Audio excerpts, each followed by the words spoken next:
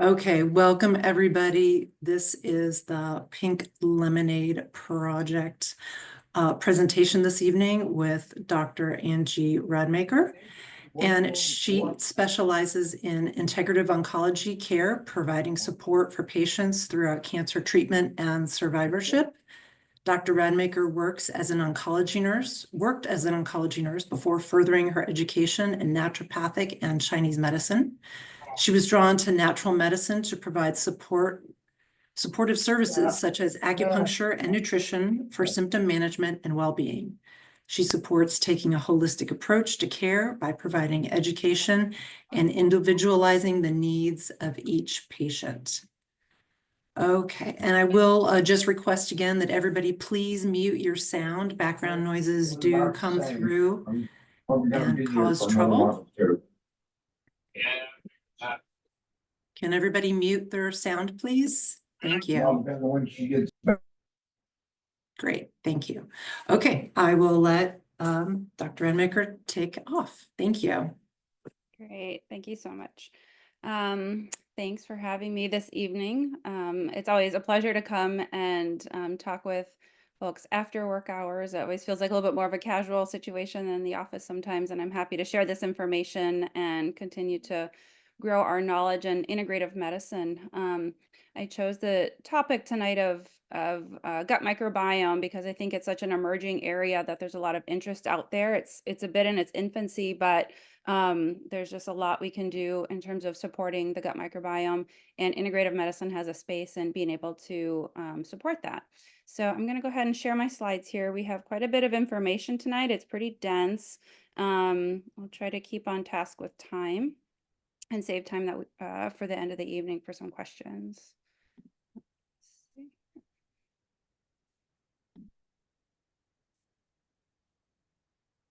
All right.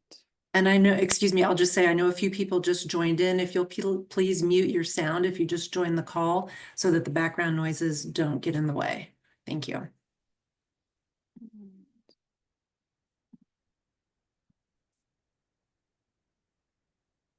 I'm just going to try to share. All right. All right. So I thought I would just start. I want to make sure that we're all on the same page this evening. Some of you might be new to integrative medicine or integrative oncology, and some might be well-versed and have been using different therapies. But just to kind of make sure that we all have an understanding of where what integrative medicine is, I thought we could start by just defining that, giving some examples before we move into what is the gut microbiome, and then how that correlates with breast health, breast cancer. And then we'll go latter half of our talk, we'll talk about the different integrative services that we can utilize that we have some research studies to show that support with the different therapies can support the gut microbiome. So integrative medicine is an approach to medical care that recognizes the benefit of combining conventional or standard therapies, such as drug, surgery, chemotherapy, radiation, with complementary therapies, such as acupuncture, yoga, that have been shown to be safe and effective. And there's such a wide variety of services out there. We'll talk about a few of those this evening in more depth, and I'll kind of list some of those further so we have a wider understanding of the scope of what integrative medicine includes. For example, we might think to use in the oncology setting acupuncture to support nausea and vomiting from some of our chemotherapeutic drugs. I do acupuncture at OHSU for our oncology department, and I see a lot of patients for acupuncture for things like neuropathy, pain, anxiety, sleep. And so we're really looking to have a collaborative relationship with our conventional providers, our oncologists, radiation oncologists, et cetera, to support the care patients are receiving, whether it be for side effects or sometimes synergistic support as well. Integrative medicine tries to address the physical, the emotional, the social, spiritual, environmental factors that can affect a person's health and well-being. So it's a holistic approach to patient care. We really want to make sure we're not just treating the disease, but we're supporting the whole being that is going through a really tough treatment. So some of these therapies, integrative therapies, include massage, botanical medicine or plant medicines, clinical nutrition, naturopathic medicine, homeopathic medicine, Ayurvedic medicine, chiropractic, Chinese medicine. Those last 4 or 5 are whole systems medicine and might incorporate nutrition or botanical medicine. Um, the other areas we might include might be creativity. So some of our writing circles, which I know we have at OHSU, which are really supportive. Music, art, really expressive therapies can be supportive. So we think of them to integrate into our care. Meditation, relaxation techniques, movement therapies like Tai Chi, Qigong are all considered integrative therapies, and we can use those throughout our continuum of care in oncology. So a bit of why we do this, I've mentioned a little bit so far, but we want to address that physical, emotional, to the whole being of the person who's going through care. We have a lot of needs and that changes depending on where we're at with our care, whether it be at diagnosis or we're in survivorship and we're on surveillance. All those times have a space for integrative medicine. Not only does it help support sometimes with the side effects or the symptoms that are coming with the cancer treatments or the cancer itself, but we also want to support a bit of autonomy and empower people while they're going through oncology care, and utilizing some of the integrative services can really allow for that. We allow a little bit more choice by saying, oh, I'd like to use acupuncture as much as I can for nausea support or for sleep support, or I might want to do yoga first to support my pain instead of a medication. And so we really can individualize treatment plans that way, and it really does put a little bit more control in the patient's experience, I guess, of going through care. So what we mean with the microbiome and the relationship to cancer, what we're going to talk about tonight is I'm just going to pull out 4 of these therapies tonight of integrative services that have some research behind them that can support the gut microbiome. So we'll talk about nutrition. I'll spend the most time there, given that has the most literature behind it. There's also some literature on mindfulness-based cognitive stress reduction that can help microbiome, acupuncture, and exercise. So again, let's get everybody on the same page here. We know what integrative services are now. What is the human microbiome? I think these words have been coming out for quite some time in the literature in terms of different diseases and how it might correlate. What we mean by the human microbiome is basically the bacteria in our gut and the genes that are in those bacteria. So we have over 1,000, in total, over 1,000 bacterial species have been identified. With about 160 species being found in the gut of any individual person. So there's a lot of diversity between us. And then the bacteria is throughout our whole body we found in different areas. We'll talk about that more. But within the gut itself, there's at least 160 different species in each individual. So the gene set of the gut microbiota, the gut microbiome, so these genes or the gut microbiome is estimated to be about 3 million genes, which is 150 times larger than that of the human genome. And so we have about 20 to 25 thousand, thousand genes in our bodies, but the bacteria in total within us have about 3 million genes. So we're learning that those genes that those microbiota have different functions within the body, and there's a plethora of different supports that we gain from them.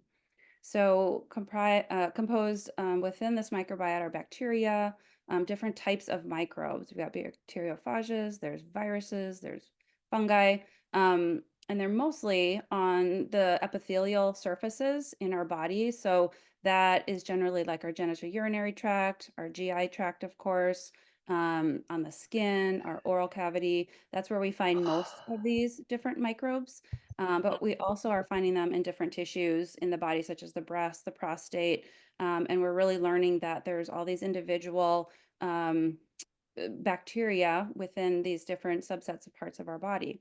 And so we're learning, what is this connection between the gut and then the other bacteria in the areas of these different tissues, but also what effect might they have on the environment in and around those tissues. So all these different microbes you can see on the left, and we're finding, like I mentioned, the gastrointestinal system, the genitourinary system, the skin. We found that the breast, which we used to think was a sterile environment, has bacteria in, and those are resident there. They live there. We also know there's some microbes in the lungs or oral cavity. So we continue learning areas of the body where we house bacteria that are supportive for us and these different microbes.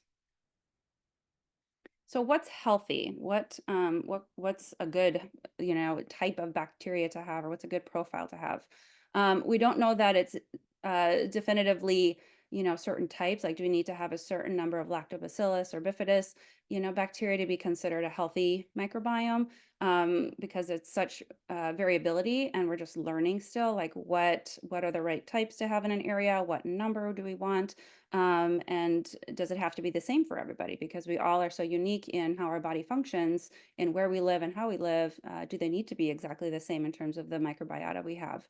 But what we're finding is a microbiome that's healthy would likely be one that we describe as resistant, resilient, and stable to the environmental changes. So the functional aspects of the gut microbiota are maintained. And so what we really want is that we have some level of consistency and resilience within our microbiome that allows for a stable environment within the gut to be able to do all the functions that our gut is supposed to be able to do for us, be digestion, immune support, creating neurotransmitters. We want that function to be there. And if it is, then likely that microbiome is probably healthy.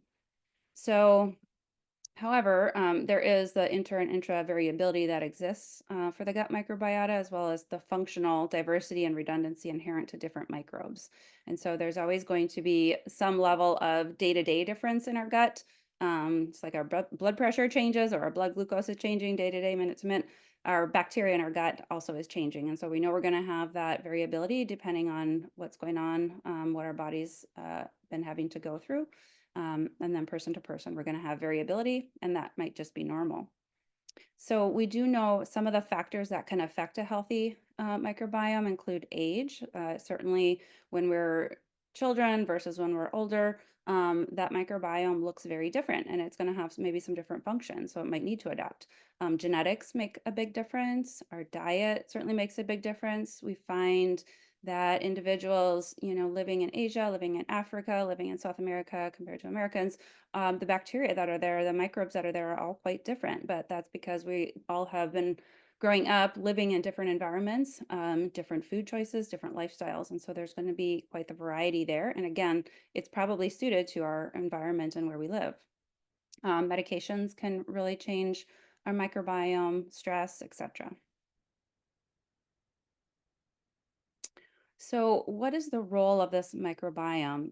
This is an area we're just forever learning, of course, but we know some of the big functions that it does. So, physiologic functions that the microbiome does is it supports inflammation, metabolism of our food, of our medications, hematopoiesis, which is blood production, as well as cognitive abilities. We know that there's a gut-brain connection, and that certainly, we know there's a correlation between gut microbiota and depression or anxiety.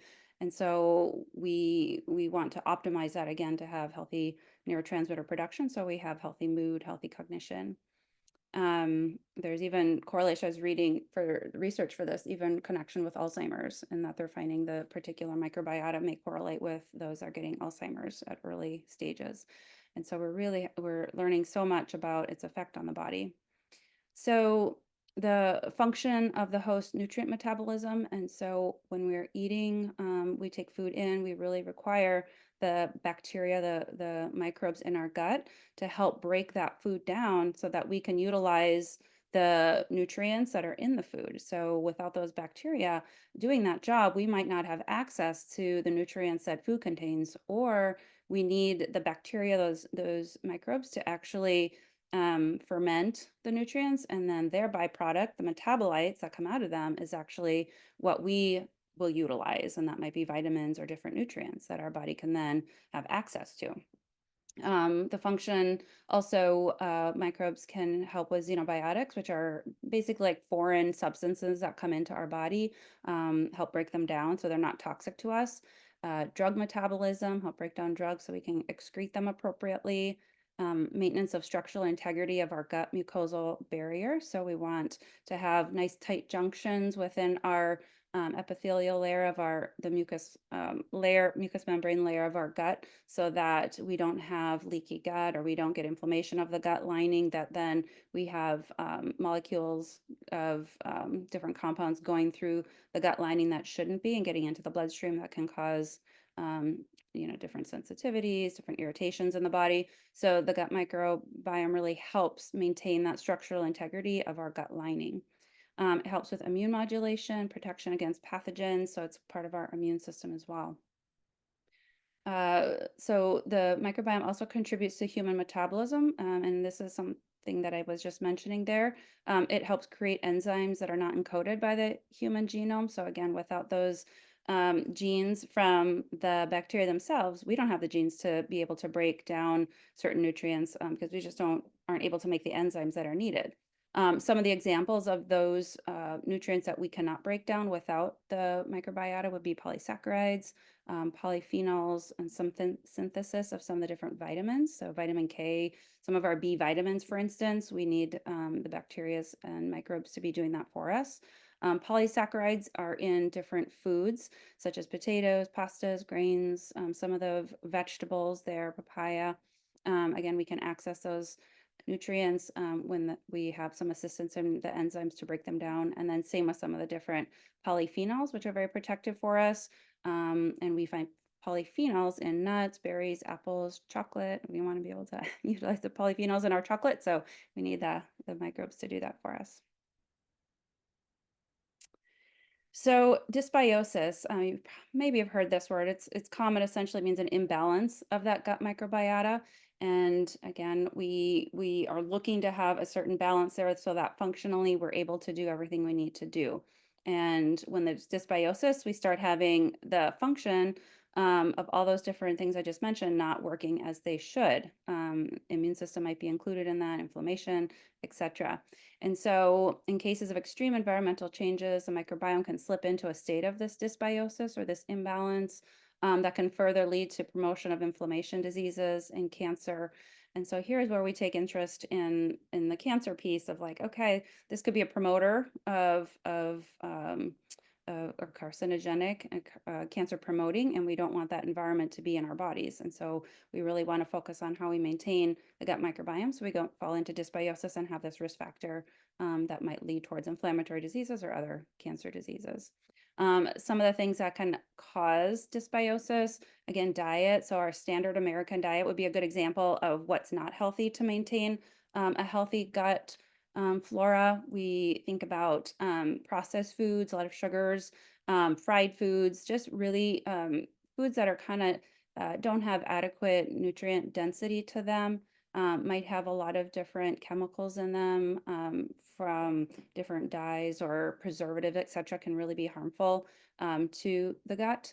Stress can be a causative agent of dysbiosis. Obesity certainly has a factor in changing the balance.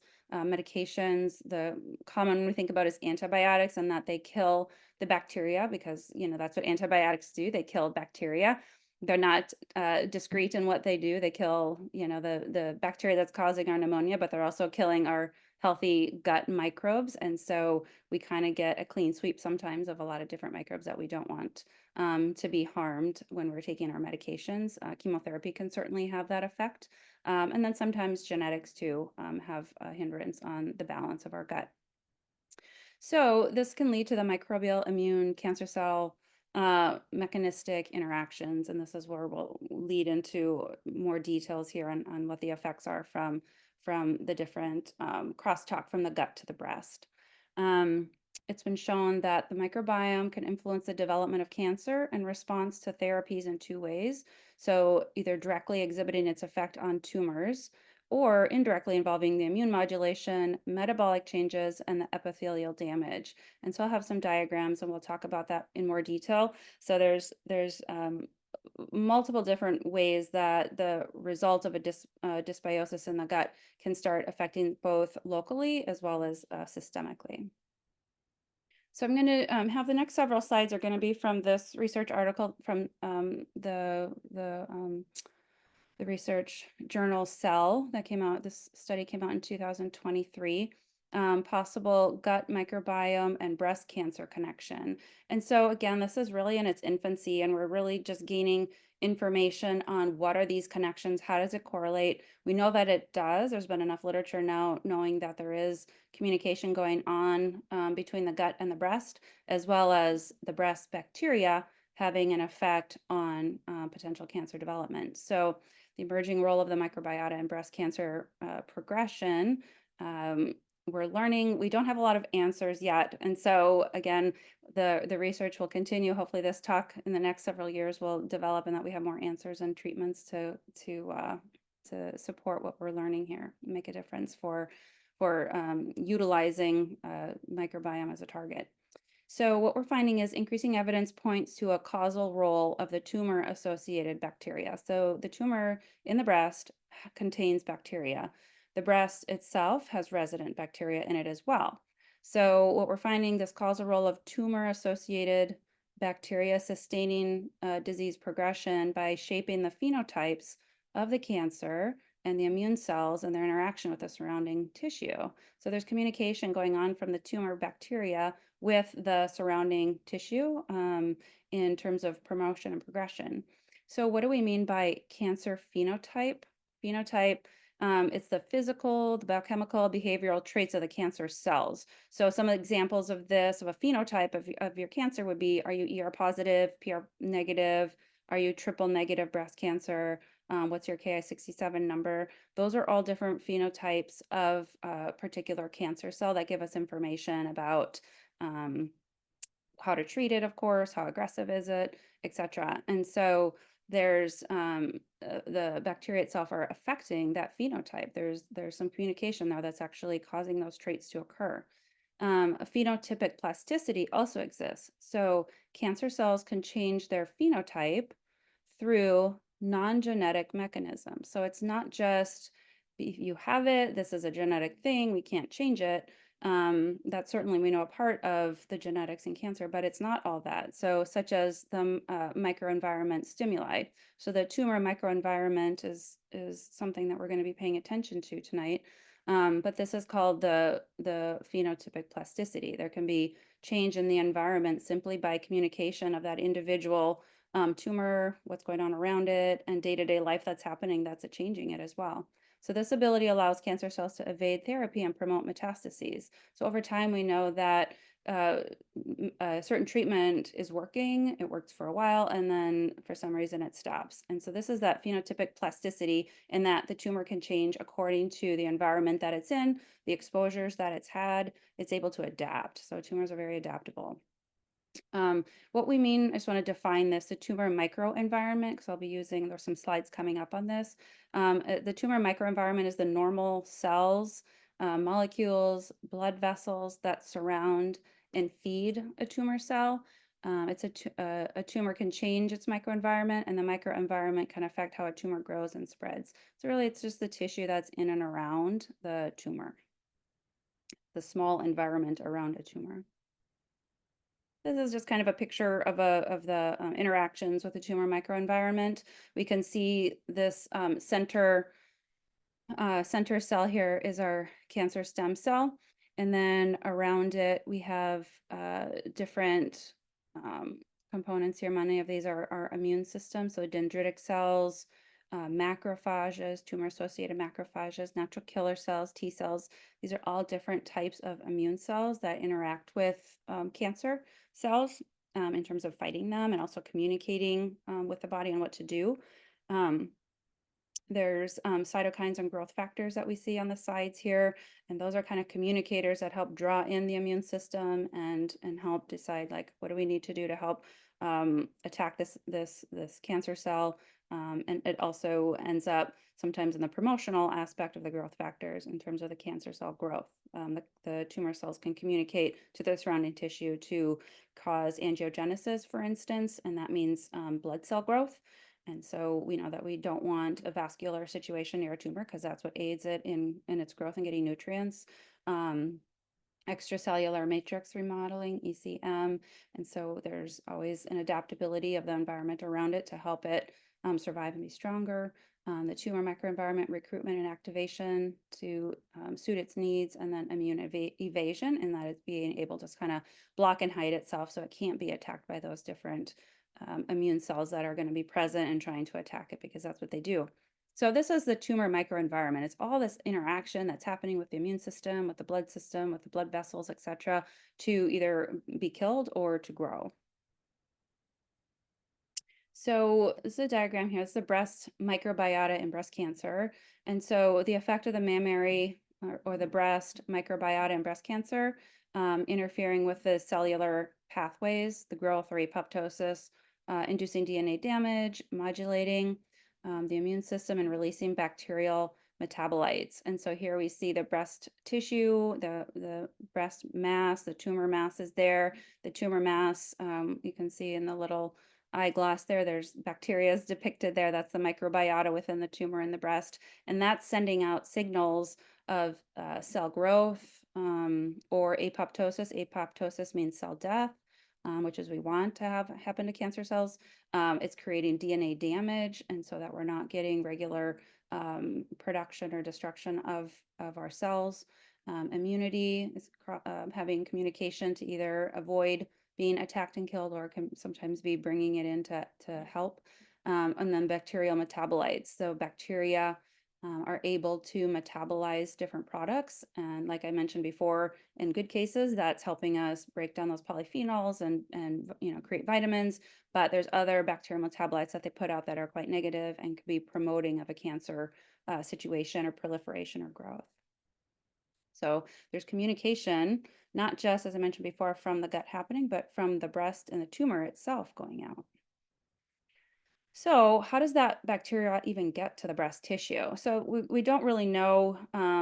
Are the tissue residents there naturally? Like, have they been there for a long time in the breast, the microbes, or have they translocated and traveled from the gut or even other sites in response to specific signals? Because we see all this communication happening from the immune system, from the metabolites. What we do know that we don't know this for sure or definitively yet how, but there's theories of how that bacteria gets to the breast. There's dendritic cells, which are a type of immune cell that can carry antigens, and bacteria can leave the intestine through breaches in the epithelium. That's sort of the breaks in the intestinal lining or the wall. So those can go through that. Bacteria metabolites can also be released into the bloodstream and travel to the breast. So those are some theories of how that bacteria might get there if it were to be translocated. The breast is mainly made up of adipose or fat tissue, which makes an extensive vascular and lymphatic drainage opportunity within that type of tissue, and could be quite favorable for the environment for bacterial growth, as well as it to be translocated there. So we know we have sort of highways, we have pathways for it to get there, and we have nutrients coming in and excretion going out via lymphatics and vascular. So just, it's an interesting thought of how did the bacteria get there to begin with, good or bad, for what it is. We're still trying to figure that out. So we have also not the image before was the tumor is there, it's communicating outward from the breast. We also have the gut microbiota in the breast that's communicating to the breast. And so we have the healthy or not healthy gut microbiota and it's doing its regular jobs in the intestines. It can be promoting healthy immunity, which can be supportive for fighting cancer, but sometimes it is inhibiting it as well, or being pro-inflammatory, which might be promoting for a tumor. And that might be some of the effect that's on the breast itself that's promoting tumor growth there. We have bacterial metabolites again, that might be harmful ones that are again signaling growth of a tumor stem cell. And we also can have estrogen levels that might be increasing. So certain bacteria, this will come up in a slide upcoming, but there are bacteria in the gut that can break down estrogen and basically put it back into circulation, into the blood stream rather than excreting it through the intestines like it's meant to. And so we're getting recirculation sometimes of different estrogens that can again be obviously promoting then onto the receptors in the breast or other areas of the body. And so that is an area of particular interest in breast cancer, of course. So still from this same journal, The Emerging Role of Microbiota in Breast Cancer, some of those connections that, again, we know that there's communication from the gut to the breast. Some of this interconnection that we've been able to, validate and see is that we treat orally with probiotics, and we see it's highly effective in curing mastitis. So when we have inflammation or infection of the breast, we often utilize probiotics, and that shows an improvement in the inflammation, that infection in the breast. We've also used probiotics orally. Probiotics become detectable in human milk. And so when moms who are breastfeeding take probiotics, they've been able to trace those probiotics in increased numbers in the breast milk. And so we know that however that mechanism that it's getting there, likely through, lymphatics, bloodstream, etc., that we're getting to the breast tissue. So we certainly know there is a pathway, there's a highway in the body that we're getting some of our microbes there via the gut. The crosstalk between the gut microbes and the host immunity could occur between the breast microbiome and local immune response to influence the breast cancer pathogenesis. So again, we're looking at that connection there of the immune response. We do know some of the different supports that we might be able to utilize to help protect the breast via treatments of bacterial use might be certain antibiotics. And yes, antibiotics can kill healthy bacteria, but we also use antibiotics to kill bad bacteria. And so research is going on to utilize antibiotics to maybe kill those bad bacteria so that we can have a healthy microbiome again that is supportive of a healthy environment. There's something called SIBO, or small intestine bacterial overgrowth, where we have that dysbiosis or that imbalance there, and we use antibiotics to basically kill those sort of pathogenic, unhealthy bacteria, and then we replenish with probiotics, prebiotics to help support regain that balance again. So antibiotics could be a solution. We might be able to be specific about what probiotics to give to help support the gut and the breast microbiome. Prebiotics. Prebiotics are the food that our gut bacteria like to eat, and so it keeps them healthy. So even our gut bacteria need to eat, and so we need to feed them healthy things that they like to help promote them.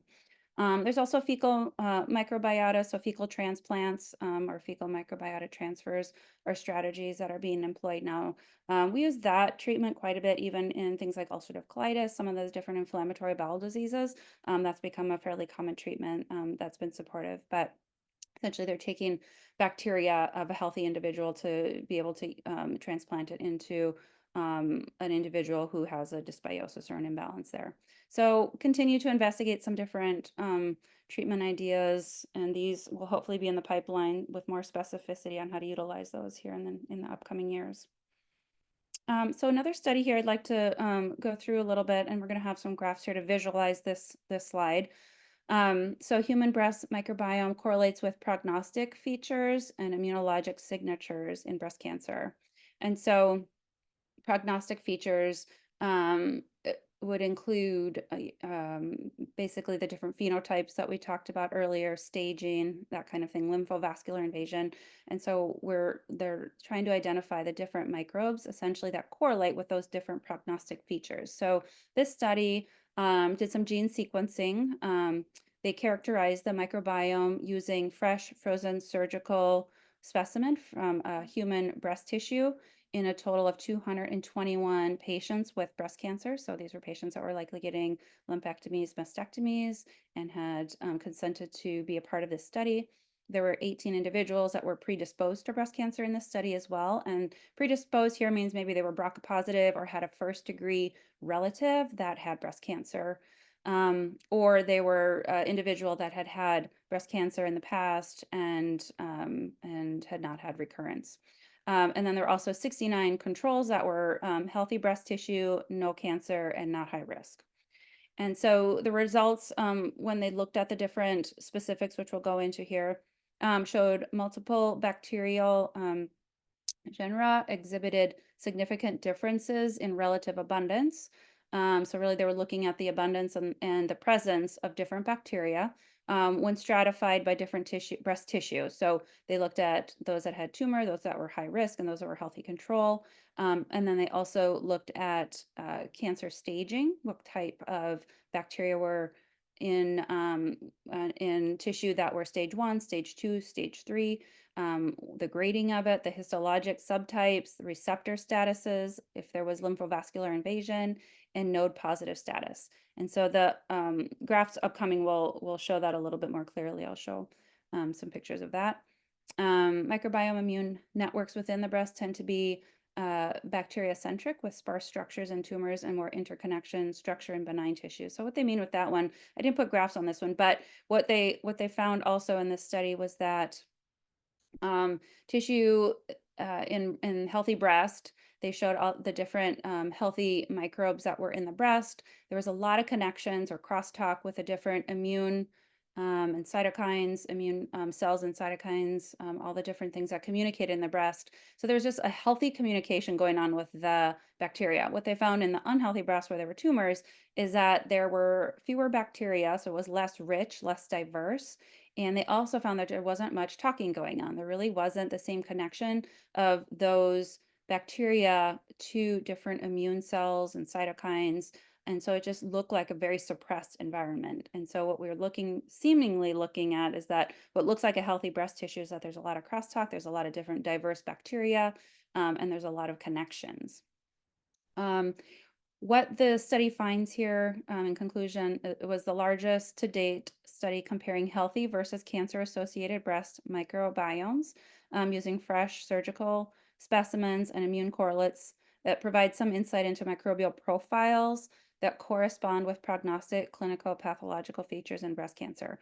And so what we're really looking to do is try to identify individually what looks like a healthy environment, what microbes tend to be higher stage, what microbes tend to be present when there's certain receptor positivity or negativity, and can we target those particular bacteria into a treatment is kind of where this is going.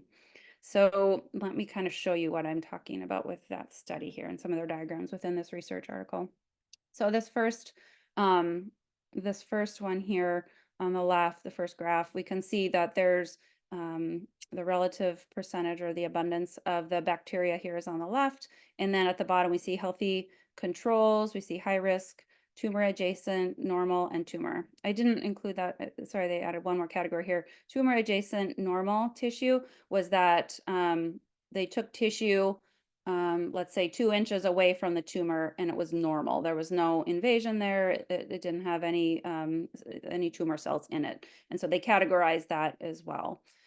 And so we're looking at basically kind of going the composition of the breast microbiome that was found within the tissue, depicted by the abundance of the phylum, which is kind of like the most broad category of a bacteria or microbe categorization. And then it gets more specific with more characteristic when we go into family and genus down here at the bottom. So they're just kind of like starting at the top where we go like kingdom, phylum, family, genus. And so what we can see and what they're generally categorizing here, it isn't important to look at all the different varieties of bacteria and microbes here. It's very confusing and there's so many different ones. But essentially what we're looking at is we're just trying to characterize like what's commonly seen in the healthy control versus those that have a tumor or those that are high risk but don't have a tumor yet. And so, utilizing bioinformatics, big data, they're able to start looking at consistent patterns. And so we can find signatures within the breast tissue for individuals that have these different levels of stages or different tumor type or tumors or no tumors, and just starting to be able to make some predictions. If we look at these here now, we're looking at the staging. And so again, all on the left here, we see these are all the different bacterias, microbes that were present in the breast tissue, people that had tumors. So now they're looking at those that had tumors and that were stage 0 to 1, those that were stage 2, those that were stage 3, what bacterias, what microbes are present and in what abundance.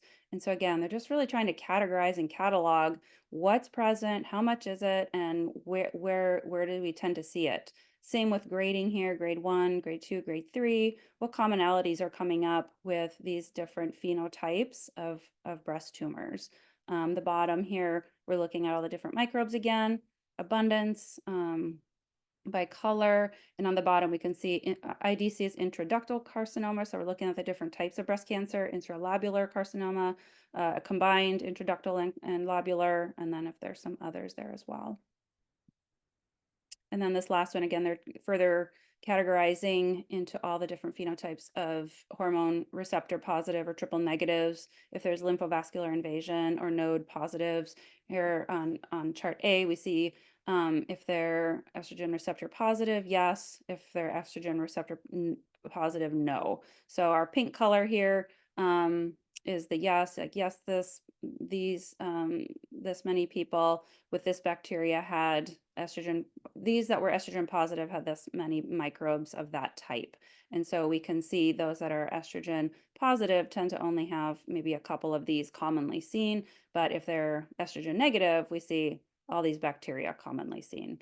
And so again, we're just trying to categorize what are we seeing in what different types of phenotypes of breast tissue. So again, I'm just trying to kind of display where are we at with the research and trying to understand all the microbes. We know they're there. We know they have communication. We know how they affect the area around the tissue.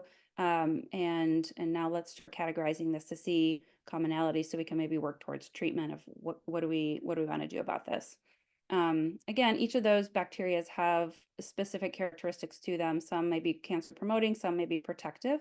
And so again, they're going to utilize that to the best of what we're looking for, of course, is to fight the cancer.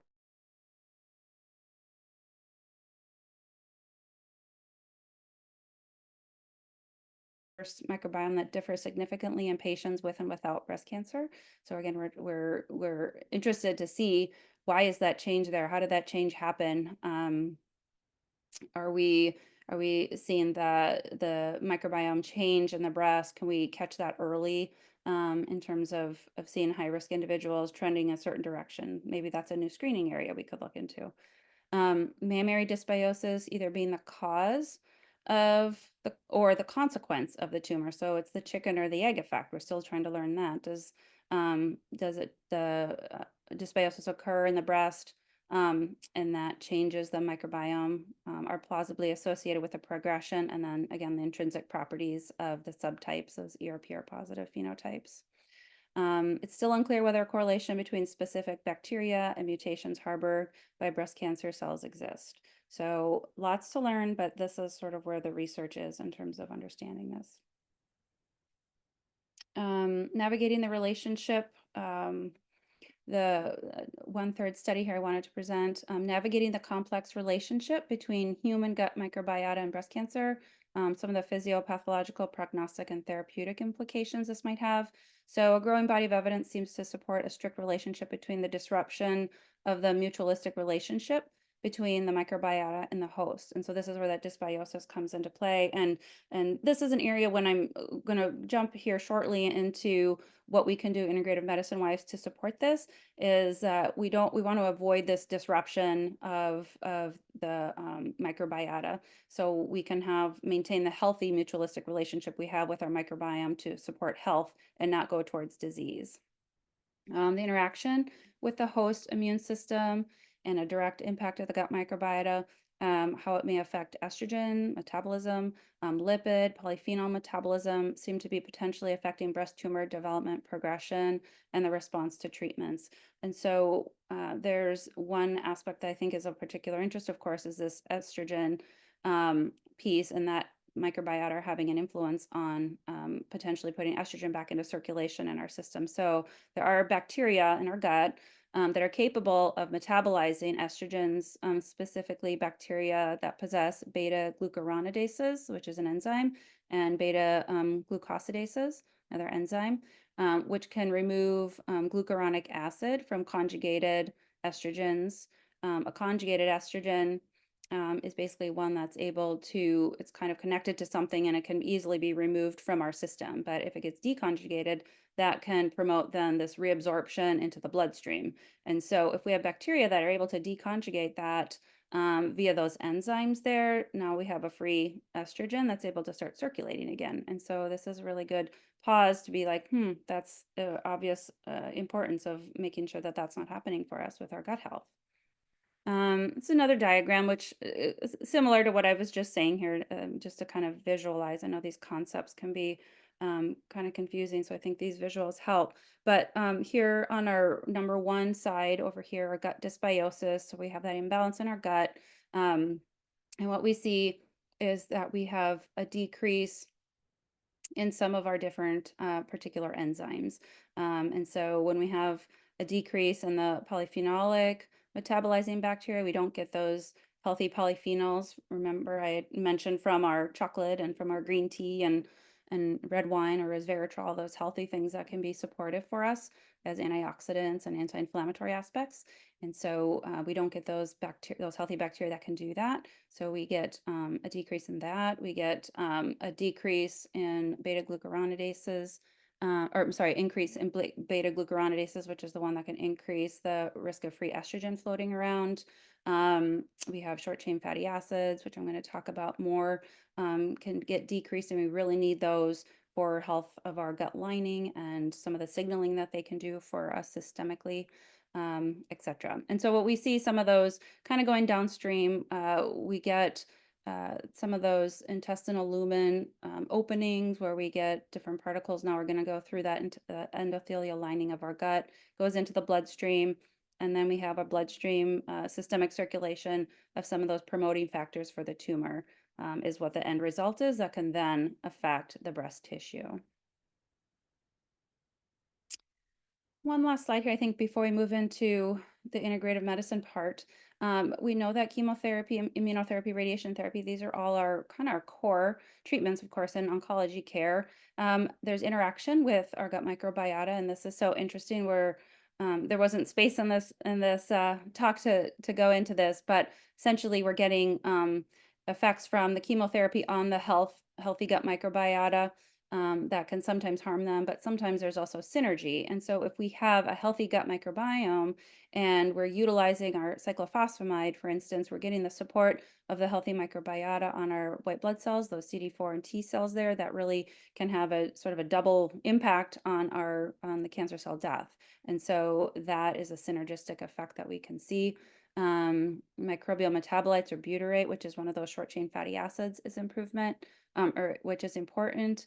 That in addition to using our oxaliplatin, which we often use in pancreatic and colon cancer, can have a synergistic effect in terms of fighting the cells. Immunotherapy, there's some studies out there showing if we have a healthy gut microbiota that our immunotherapy is more effective. It showed those that didn't have as healthy a gut microbiota didn't have the same outcome with their efficacy of the immunotherapy. And interestingly, there's a study too out there that showed individuals that were taking probiotics didn't have as good an outcome as those people that already had an established healthy microbiome that were not taking probiotics. So again, we want balance in our gut, and how do we best do that? We're still learning that. Radiotherapy, there was a collaboration here of using lactobacillus probiotics to help support the gut to inhibit inflammation. The COX-2 is an inflammatory marker and help with epithelial lining support and not get injured from radiation therapy. So a lot of those studies are occurring in terms of how do gut microbiota support or get harmed in terms of these different therapies. All right, so that's a lot. Just kind of having that background and general understanding, what can we do then in integrative medicine that might help support these avenues? So nutrition, let's talk about that a little bit here. There's no surprises here on what we should eat. We're still going to talk about the Mediterranean diet. It's a whole foods diet is really what we want. Mediterranean style is that. The Mediterranean style diet, most research shows the best benefit in terms of overall survival and outcomes. We have in that diet high consumption of plant-based foods, so vegetables, whole grains, fruits, nuts, seeds of all kinds, legumes or beans, regular intake of fish or seafood. I add in here also fermented foods because we get good, healthy bacteria, wide variety, diversity of bacteria from those foods, and our gut likes those foods. And also reduce consumption of meat and different processed foods, which can be harmful. What we see from two different depictions here, whole plant foods and processed foods. So when we are looking at our whole plant foods here on the left, we see phytochemicals means plant chemicals or plant nutrients. When we have those available to us, we get increased bioavailability from the microbial biotransformation. So that's basically those bacteria breaking those foods down and allowing our body to utilize all those nutrients in the plants. We have improvement in the pH of our digestive tracts, oxygen diffusion, pathogenic bacterial taxa are decreased, so we get more of a balance of those healthy ones and less of the bad ones that can be inflammatory. We get a decreased inflammation in general within the gut and systemically, and then decreased carcinogenic potential, decreased chronic disease. Central wise, we see dietary fibers are really important. I'll talk about fiber here in a moment. With fiber, we get an increased production of short chain fatty acids. That's what SCFA is. Short chain fatty acids are helpful. It's what the barrier of our gut, the mucosal lining, like as to maintain themselves as a food. So we get better mucus production, which is a nice protective lining on the gut. We get increased tight junction proteins, which are basically what keep the mucous membranes from allowing compounds, particles to go through that shouldn't be, that aren't maybe properly digested yet. That can cause an inflammatory process. So if we have tight junctions, things are only going through that are completely broken down and should be absorbed. And then we guess reduce bacterial encroachment in through the lining, and that could go into the blood system, the blood vessels.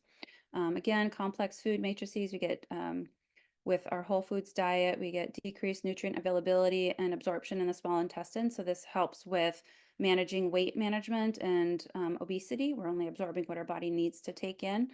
We get increased substrate availability for microbes in the large intestine. So that's what they like to eat, those prebiotics. Favorable gut microbiota, improved homeostasis, better immune function, better endocrine function. That correlates again with diabetes actually, and blood sugar regulation, metabolic syndrome. That's a whole another area of study with the microbiome. We get decreased hunger, energy intake, insulin resistance, hyperglycemia, inflammation. All those are improved. And we know that those can be triggers as well for tumor progression and promotion, in that we want to have steady blood sugars, not spikes in things like insulin growth factor. We don't want high blood sugars because those, again, can be pathways that may promote tumor development. I won't go through each of these, but essentially on the processed food side, kind of get the opposite of everything. And so we're going to see that impaired barrier of the mucus lining in the intestines.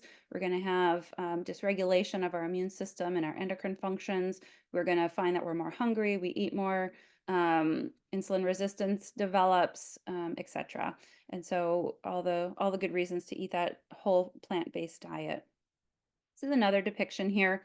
Some of the different phytochemicals. It's kind of interesting just to see what we're breaking down and what our body's utilizing. And so we may not need to go through these all specifically, but again, we can kind of see that what we're looking for from these specific nutrients is, this is why we diversify our diet. From our vegetables and fruits, we get all those those plant chemicals like alkaloids, polyphenols. We get the flavonoids from our whole grains. We get dietary fibers that help with some of the resistant starches that can help feed the different microbes that are there that they need for fermentation. Then they're able to create the short chain fatty acids, help with the immunometabolic effects that we were talking about. Fish, we want these polyunsaturated fats. We get EPA, DHA, which are two of those omega-3 fatty acids that are really anti-inflammatory for us. Dairy products, we can get live bacteria from our yogurts and kefir, etc., that allow for more diversity in our gut. And we kind of, again, see more of a pro-inflammatory process that kind of goes down the line here with our high-fat dairy products or processed meats. It kind of ends up in a place of inflammation, essentially, and carcinogenesis.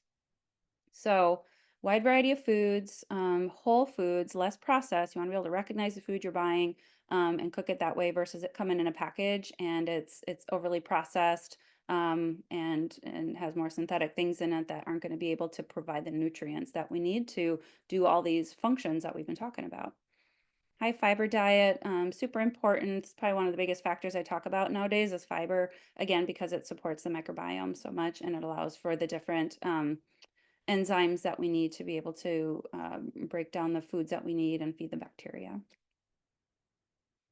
So fiber to support the microbiome, additionally focus on fiber and fermented foods. The daily fiber, so trying to be a little bit prescriptive. We don't have specific numbers just yet. And like, yes, this definitely helps. And we try to individualize it, of course, too.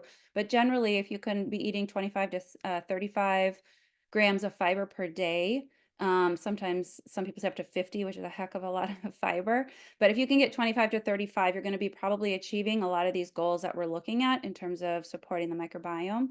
American diet often gets somewhere around 15 isn't uncommon. So, start slowly. If you're increasing your fiber, do it slowly, 5 milligrams or 5 to 10 grams at a time, probably 5 at a time, simply because it'll probably produce more gas and that's uncomfortable. And so the digestive tract is having to get used to the change in diet and change of fiber. And so it's really having to work a little bit harder to take those in, process it, break it down, etc. And so just increase as you go, but do it slowly and make sure you're drinking adequate fluids to make sure that it doesn't increase constipation, which can sometimes cause fiber can do if we're not hydrating well enough.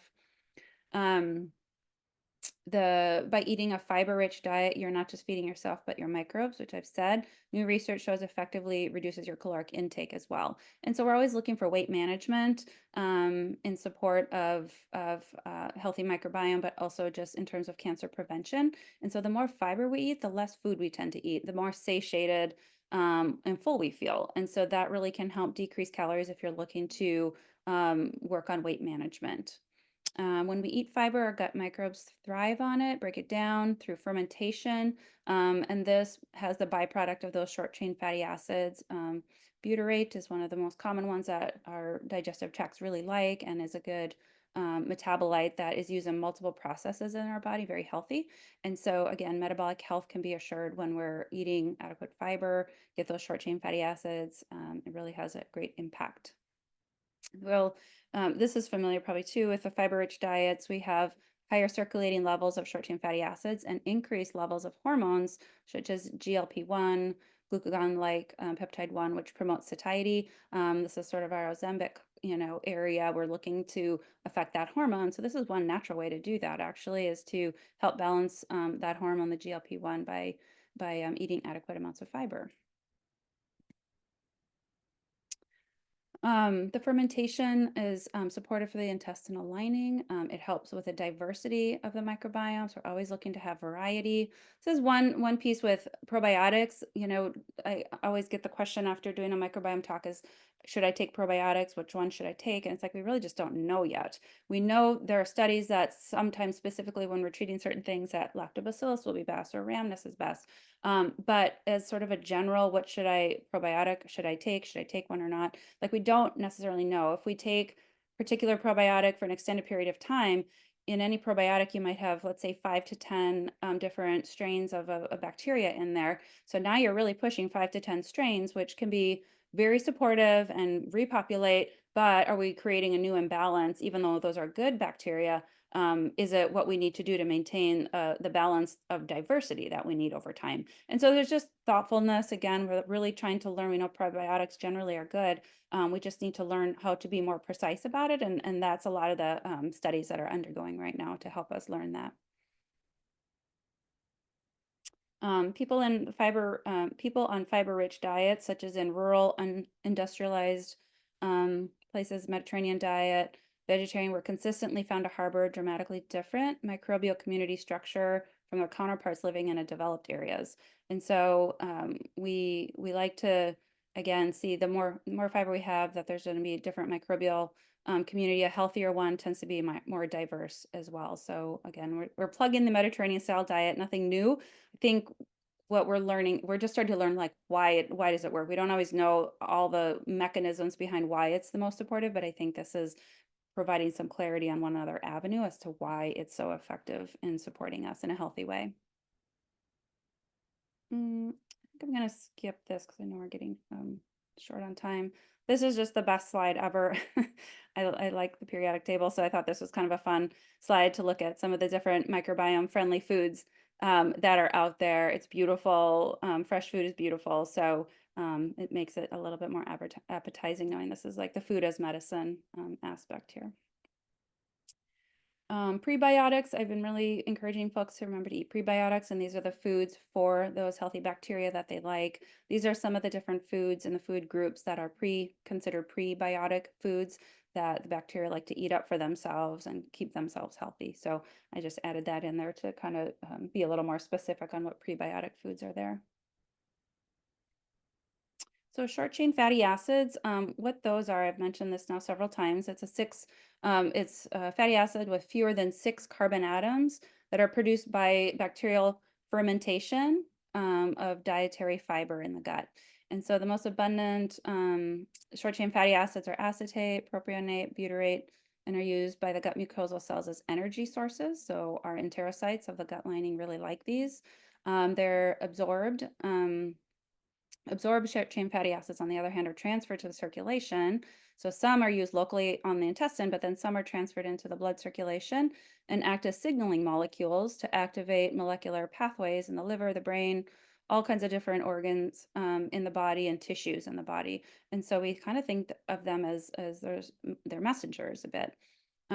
Short chain fatty acids play crucial regulatory roles in host metabolic homeostasis. We think about metabolic syndromes, endocrine system function, immunologic processes, maintenance of intestinal barrier, neurobiology. This is important as well in mental health, cognitive health, skeletal functions, suppression of inflammation, which is kind of any chronic illness, as well as carcinogenesis. And so another plug for healthy fiber, foods with short chain fatty acids that we can have adequate amounts in our body to have support locally as well as systemically. Probiotics, microbiome treatments. I mentioned a little bit about this. This is from 2018 Journal of Cancer Cell. Efforts to identify the ideal bacteria to be administered to cancer patients to enhance responses to cancer therapy, such as that immunotherapy I mentioned before, are underway, but have yet to be defined. And so we're getting some positive effects, not large enough studies to say, yes, this is what we need to give someone for this. It's not yet clear what composition of the gut microbiome is optimal to facilitate anti-tumor immune response, and a diverse range of therapeutic options exist to change the microbiome that need to be tested carefully in the context of clinical trials. The use of preparative regimens prior to the modulation of the gut microbiome, like with antibiotics, and methods to sustain changes, whether it be dietary or prebiotic supplementations, is also of important consideration. So like I said earlier, maybe we need to use antibiotics first so that we can kill those bad bacteria, and then we do some dietary support prebiotics. We're trying to figure out what's the best methods to make the gut microbiome as healthy as it is so that we can have the best outcomes with our oncology treatments. So it is only through a comprehensive understanding of these interactions in preclinical models and in the context of these clinical trials that we will learn to optimally modulate the gut microbiota to enhance anti-tumor immunity and immunity as a whole, and with the potential to enhance immune surveillance and cancer treatment. And so a lot to learn. I think this is really the next big area where we're going to be having new treatments in oncology care. And it's going to be probably, again, unique to the individual, right? Like we know what patients are going to respond to certain medications because we have certain phenotypes of cancers or genetics, et cetera. And so I think this is kind of the same pathway we're going down with our microbiome and understanding and how we're going to best use probiotics, prebiotics, et cetera. All right, going to move into acupuncture, some of these different integrative therapies. The acupuncture, there's so many good cartoons on there. One of my favorite, Ed's 1 second acupuncture treatment. So it's got a porcupine there. Acupuncture is not that painful. So if you haven't used it, try it. It's quite relaxing, actually. So this study here looked at exploring the effects of acupuncture therapy in restoring healthy via modulation of the intestinal microbiota, or in restoring health, sorry. using the intestinal microbiota. So this was pretty new to me. This was a study from 2021 that acupuncture is having an impact on the gut flora. It's exciting. We know that acupuncture helps with nausea in oncology, with like chemo-induced nausea. We know that it helps with constipation and irritable bowel syndrome. So it's very common that we're treating GI issues, but we think about it within the context, of course, of our Chinese medicine pattern and qi and understanding about of how we use Chinese medicine and its philosophy. It's interesting to learn mechanisms in the Western setting about how it might also be working, right? Understanding these underlying mechanisms. So this study was a systemic literature review. 32 studies were selected. 8 out of the 32 studies involved human clinical trials. The others were rodent models. These that demonstrated acupuncture or electroacupuncture, so we use electricity on the needles, modulates the gut microbiota composition, resulting in improvement of several clinical conditions, including obesity, irritable bowel syndrome, Crohn's, migraines, hypertension. And so that's exciting that we can actually change that composition via acupuncture treatments. The remaining 24 studies evaluated the efficacy and mechanism of acupuncture and electrotherapy in ameliorating diseases linked to gut dysbiosis in rodent models, such as cancer, metabolic, gastrointestinal, and neurological related disorders. And so again, if we were able to rebalance that dysbiosis with acupuncture, that would be a really great tool to be able to use integrative therapeutics in addition to diet, in addition maybe to a probiotic, however we're going to do this to get the outcomes that we're looking for. It gives us more options. The findings, the therapeutic effects of acupuncture, electroacupuncture treatment were achieved by restoring intestinal microbial balance, ameliorating intestinal barrier function, so we get less particles going through those tight junctions, and modulating the intricate interplay between intestinal microbiota, the gut-brain axis, and the host immune system. So that's exciting. This study here, effects of acupuncture on the gut microbiota, short-chain fatty acids in patients with functional constipation. This was a randomized placebo-controlled trial. This trial was conducted with 80 FC as functional constipation patients, who basically people had constipation, and 28 healthy controls. So the functional constipation patients randomly received 16 acupuncture or sham acupuncture sessions over 4 weeks. And so it's basically 4 a week. Sham acupuncture is where you're not putting two things. It could be you're not putting acupuncture needles in an actually effective acupuncture point, or you are pretending to put in an acupuncture needle and you sort of do a fake put something onto the skin, but it's not penetrating very far. So you're really not activating like a normal acupuncture needle would. So it's kind of considered a control to use a sham acupuncture.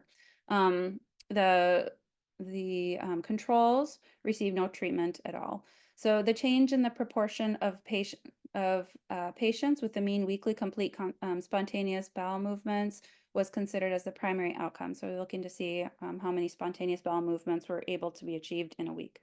The results compared to the sham acupuncture, the true acupuncture, where they're actually doing the proper puncturing, significantly increased the proportion of bowel movement responders, the constipation with the bowel movements, and improved spontaneous bowel movements, straining, stool consistency, and quality of life. And so we're seeing that improvement in bowel function. Acupuncture improved species diversity and restored the composition of the gut microbiota. So partly, we know that acupuncture can help constipation, and this might be one of the mechanisms of actually how it's helping. The abundance of the beneficial bacteria increased while that of the pathogenic bacteria decreased. So that's incredible to have less dysbiosis essentially from doing these 16 treatments. Acupuncture increased the content of the butyrate, which is one of those short chain fatty acids in the gut, which was positively correlated with an increased defecation frequency and a decrease in microbial pathogens. So I think about this all the time. I mean, so many of our drugs in oncology are causing constipation. I treat this a lot. And so just knowing that maybe we're actually improving that balance in the digestive tract of the microbes is really exciting. Acupuncture ameliorates breast cancer related fatigue by regulating the gut microbiota, gut brain axis. If we can figure out a treatment for fatigue in oncology, like we'll take it. So this was an exciting article to find too. This was from 2022. They investigated the alterations of acupuncture on fatigue-like behavior, the gut microbiota, the gut inflammation, and the neuroinflammation response gut barriers. They tested a lot of things here. The HPA axis. HPA axis is the hypothalamus, pituitary, adrenal axis, so it's endocrine. And serum, I have a hard time with this word, metabolomics in cancer-related fatigue mice after breast cancer chemotherapy. Fatigue-like behavior included weight loss, loss of appetite, lethargy, slowness of movements, prolonged immobility time in forced swimming, and then reduction of horizontal and vertical movement scores. This is a mouse study. Our results showed that acupuncture treatment could exert an anti-fatigue effect and ameliorate the gut barrier, gut inflammation, neuroinflammation, and dysfunction of the HPA axis in cancer-related fatigue mice after chemotherapy for breast cancer. And so again, showing some of those improvements and some of those fatigue-like behaviors could be improved. And then they did find that there's a correlation between the gut microbiota, gut inflammation, neuroinflammation, all these sorts of metabolites, et cetera, with those that had improved. So that's encouraging as well. Move on to exercise here. I'm going to try to probably breeze through these so we have time for question and answer because I know we're done at 7. Exercise, if we could put exercise in a pill, that would be the best thing we could do. It's got so many great benefits. So I was, again, encouraged to see that we have some support of the gut microbiota.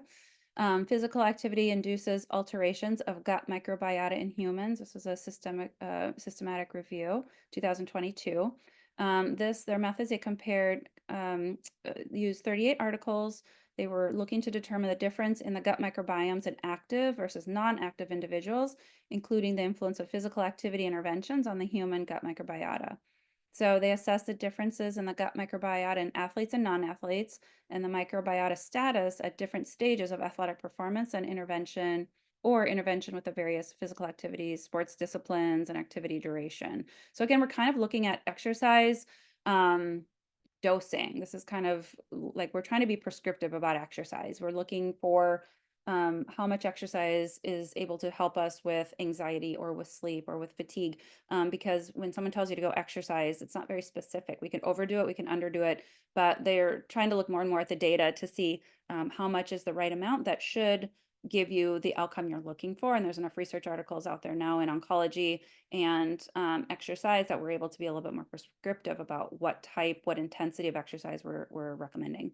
So the results here from this showed the data analyses revealed that in non-athletes, rising physical activity markedly influenced the relative abundance of short-chain fatty acids.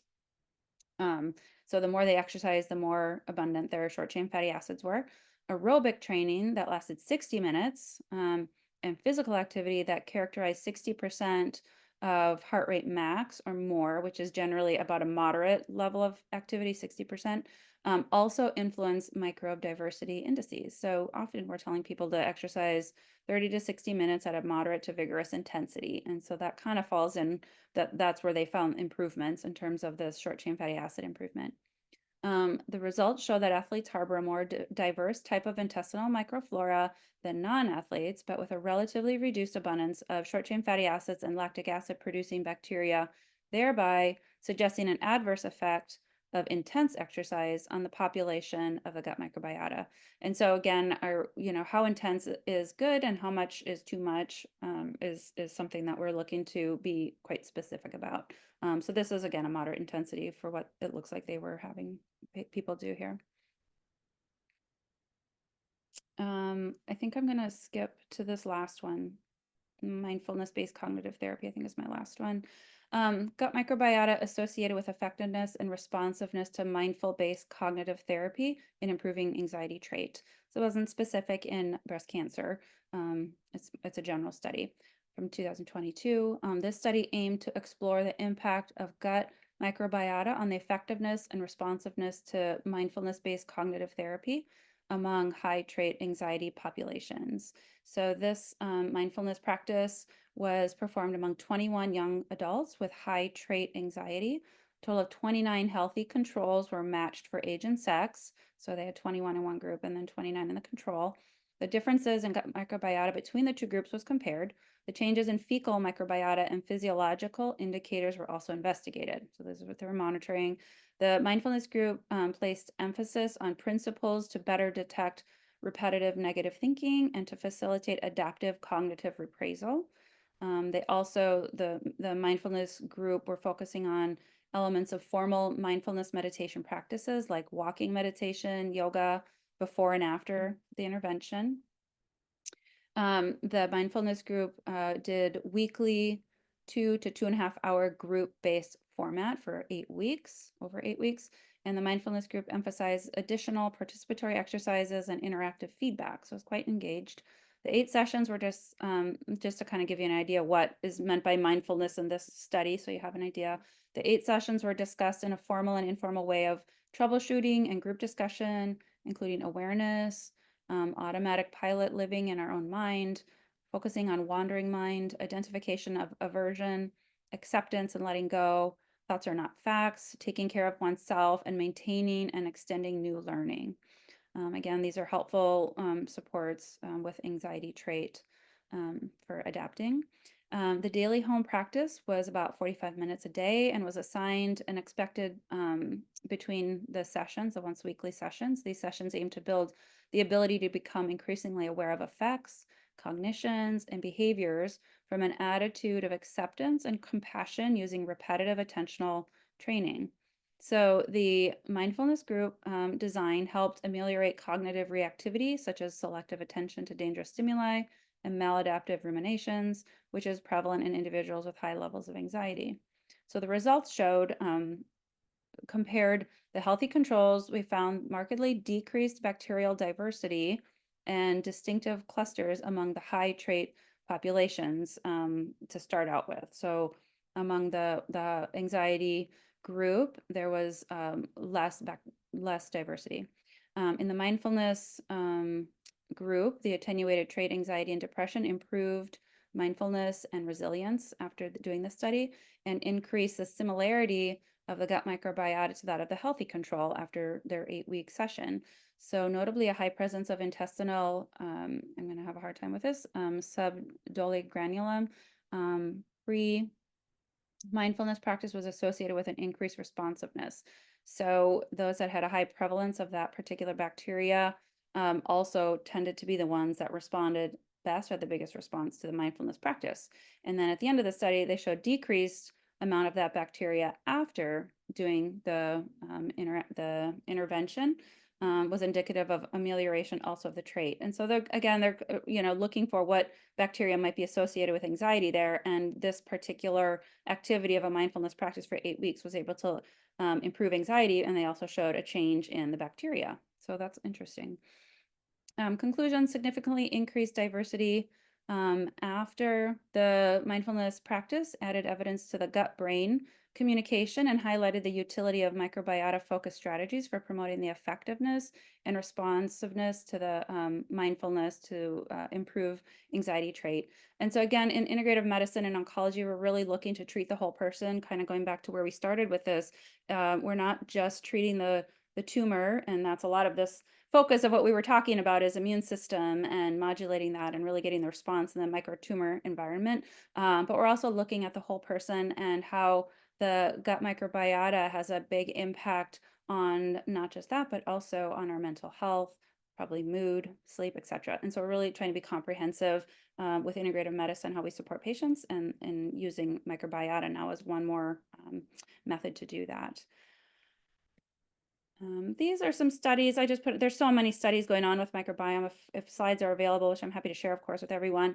There's a few studies on here with breast cancer, just to see some of these are completed. These are all completed studies, just to see some of the different targets that they're looking at with probiotics and what particular maybe immune component they're looking at and what they're finding. These are happening globally. Holistic approach, one last slide here. When someone's coming in to see me as a naturopath and we're looking to have a holistic approach with their oncology care, we were talking about diet. We talked about a lot of the details with Mediterranean style diet, whole foods diet, fiber, and now you kind of can see why that might be important, at least for this component of microbiome and all it can do. Healthy weight, we know that that's going to have best outcomes for patients. Also healthy microbiome with healthy weight kind of go together. The exercise piece, not just for cardiorespiratory fitness, but we know it improves the gut, but we always want to talk about that, and it helps the immune system. Quality sleep, so important too.